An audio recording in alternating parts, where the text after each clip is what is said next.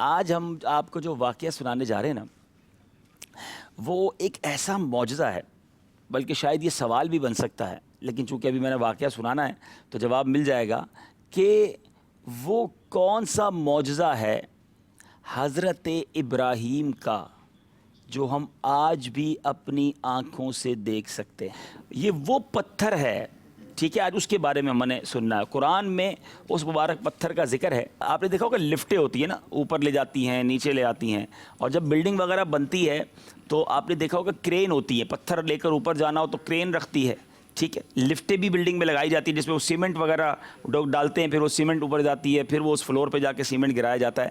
آج کل اس ٹیکنیک کے ذریعے، اس یوں سمجھیے کہ صلاحیت کے ذریعے بلڈنگ بنتی ہیں۔ اس زمانے میں جب کعبے کی تعمیر ہوئی تھی تو حضرت ابراہیم علیہ السلام جب کعبہ مشرفہ کی تعمیر کر رہے تھے تو جب دیواریں سر سے اونچی ہو گئیں، سر کی تک تو آپ ویسے ہی پتھر رکھتے رہے، جب سر سے اونچی ہو گئیں تو اسی پتھر پر آپ نے کعبہ معظمہ، اس پر کھڑے ہو کر کعبہ معظمہ کی تعمیر کو مکمل کیا۔ یہ آپ کا معجزہ ہے۔ کمال کی بات دیکھیں کہ پتھر پر آپ پیر رکھیں تو پتھر پر تو کچھ نہیں ہوتا، مگر حضرت ابراہیم علیہ السلام نے جب اپنے مبارک قدم رکھے تو اس پتھر پر آپ کے قدموں کا گہرا نشان ہو گیا۔ اچھا، آپ کے قدموں کے اس مبارک نشان کی بدولت اس پتھر کو کی فضیلت میں اور 4 چاند لگ گئے۔ اللہ تبارک و تعالیٰ نے قرآن مجید میں 2 جگہ اس پتھر کا کس طرح تذکرہ فرمایا، یعنی کعبہ مکرمہ میں خدا کی بہت روشن اور کھلی ہوئی نشانیاں ہیں، اور ان نشانیوں میں سے ایک بڑی نشانی مقام ابراہیم ہے۔ اب ذرا غور کریں، اللہ کی نشانی کہا گیا مقام ابراہیم کو۔ ایک اور جگہ اللہ تبارک و تعالیٰ نے قرآن میں ارشاد فرمایا وَاتَّخِذُوا مِن مَّقَامِ إِبْرَاهِيمَ مُصَلًّى، اور ابراہیم کے کھڑے ہونے کی جگہ کو نماز کا مقام بناؤ۔ تو یہاں پر طواف کے بعد مقام ابراہیم کے قریب 2 رکعت نفل پڑھنا چاہیے۔ یہ یوں سمجھیے کہ طواف کے نفل کہلاتے ہیں، واجب ہیں یہ پڑھنا۔ اور اس مقام کی جو عجیب بات ہے نا، آپ کو پتہ ہے حضرت ابراہیم علیہ السلام کو کتنا عرصہ ہو گیا؟ پہلے یہ بتائیں، نبی پاک علیہ السلام کو دنیا سے پردہ فرمائے ہوئے کتنا عرصہ ہو گیا؟ احمد رضا بتائیں گے، دنیا سے ظاہری طور پر پردہ فرمانے کو کتنا عرصہ ہو گیا؟ نہیں پتا، چلیں عبداللہ بتائیں گے۔ 1438 1438 سال جو ہے ہجرت کو ہو گئے، ٹھیک ہے۔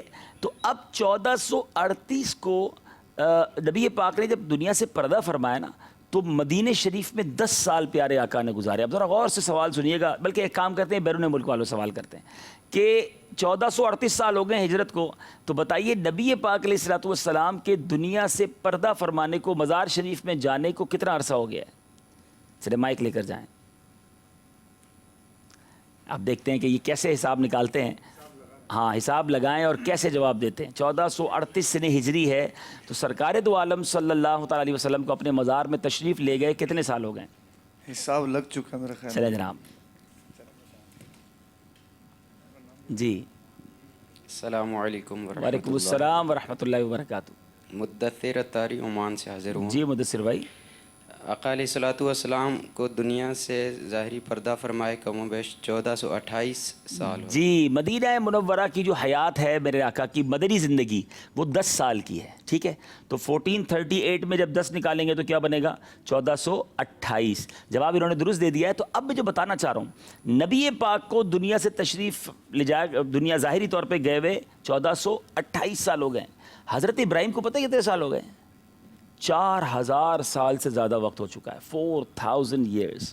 مگر اس پتھر کا کمال یہ ہے کہ 4000 سالوں سے یہ پتھر کھلے آسمان تلے پڑا رہا، اس پہ 4000 برساتیں گزریں، ہزاروں آندھیوں کے جھونکے اس سے ٹکرائے، بار بار حرم کعبہ میں سیلاب آیا، پہاڑی نالوں سے اتنا پانی آیا کہ یہ مقدس پتھر جو ہے کئی عرصے تک پانی میں ڈوبا رہا۔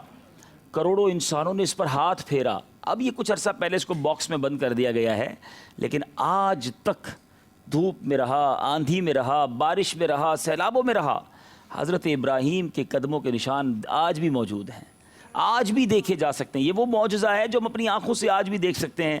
سبحان اللہ، یہ عظیم معجزہ ہے، اور اس کو قرآن نے اللہ کی کھلی نشانی بیان کے فرمایا۔ اور میرے میٹھے اسلامی بھائیوں، ایک اور بات، اللہ تبارک و تعالیٰ نے یہ حکم دیا کہ میرے مقدس گھر خانہ کعبہ کے طواف کے بعد اسی پتھر کے پاس 2 رکعت نماز ادا کرو. تم لوگ نماز تو میرے لیے پڑھو اور سجدہ میرا ادا کرو، لیکن مجھے یہ محبوب ہے کہ سجدوں کے وقت تمہاری پیشانیاں اس مقدس پتھر کے پاس زمین سے لگیں جس پتھر پر میرے حبیب، میرے خلیل حضرت ابراہیم علیہ نبینا علیہ السلام کے قدم لگے ہیں. تو پتہ چلا کہ اللہ والوں، اللہ کے نیک بندوں کی جہاں پر تشریف آوری ہوتی ہے وہاں اگر عبادتیں کی جائیں، وہاں نماز پڑھی جائے، یہ اللہ کو محبوب ہے، اس کی برکتیں ملتی ہیں. مقدس جگہوں پر جا کر خوب نوافل پڑھنے چاہیے. تو بہرحال یہ ایک تو اللہ کی یوں سمجھیے کہ روشن نشانی ہے. حضرت ابراہیم کا معجزہ آج بھی ہمارے سامنے موجود ہے. تو اب بڑا خوبصورت اس میں علماء نے ایک مدنی پھول بیان کیا.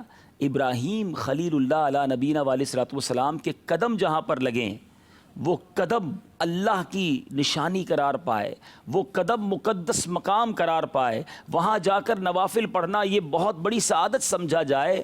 تو جہاں ابراہیم خلیل اللہ علیہ نبینا علیہ السلام کے بھی آقا، تمام نبیوں کے آقا خود جلوہ فرما ہیں، جس مدینے میں نبی پاک موجود ہیں، جہاں سرکار کا مزار شریف موجود ہے، وہ کتنی مبارک جگہ ہوگی، اس کا مقام کتنا عرفہ و اعلیٰ ہوگا. حضرت ابراہیم علیہ السلام نے ایک جگہ اپنے قدم لگائے، پتھر نے وہ نشان محفوظ کر لیے.